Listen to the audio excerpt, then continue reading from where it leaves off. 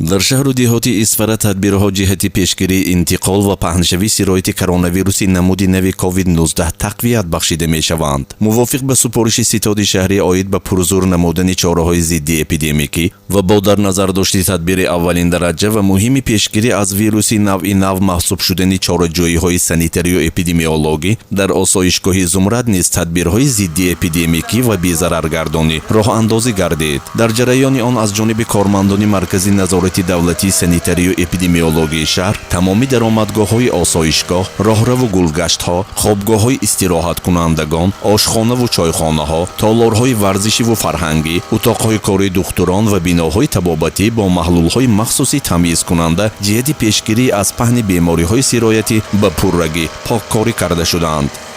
дар ҷамъияти саҳомии кушодаи осоишгоҳи Зумрад ситоди доимии амалкунандаи мубориза алайҳи бемории коронавируси нав COVID-2019 ташкил карда шудааст. аз тарафи ин ситод то ин давра хеле корҳои муфид ба иҷро расонда шуд.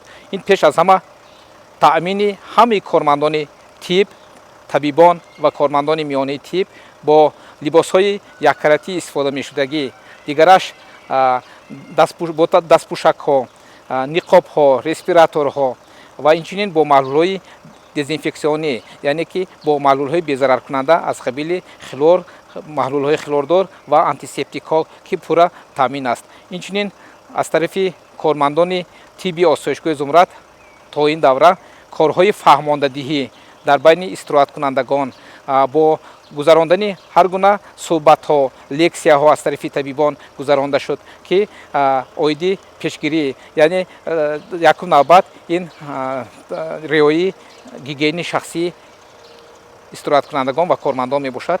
оиди ҳамин корҳо бисёртар суҳбату лексияҳо гузаронда шуд. инчунин бо баровардани буклетҳо, варақаҳо оиди сирояти бемории COVID-2019 ҳар гуна буклету дигараш варақҳо бароварда шуд ки ин ҳам корҳои ташвиқотӣ тарғиботӣ мебошад дар байни истироҳаткунандагон. инчунин кормандони осоишгоҳи Зумрад на фақат дар байни истироҳаткунандагон, дар байни аҳолӣ, кормандон, аҳоле ки дар ҳудуди осоишгоҳи Зумрад зиндагонӣ мекунанд, корҳои фаҳмондадиҳӣ гузаронда шуда истодааст.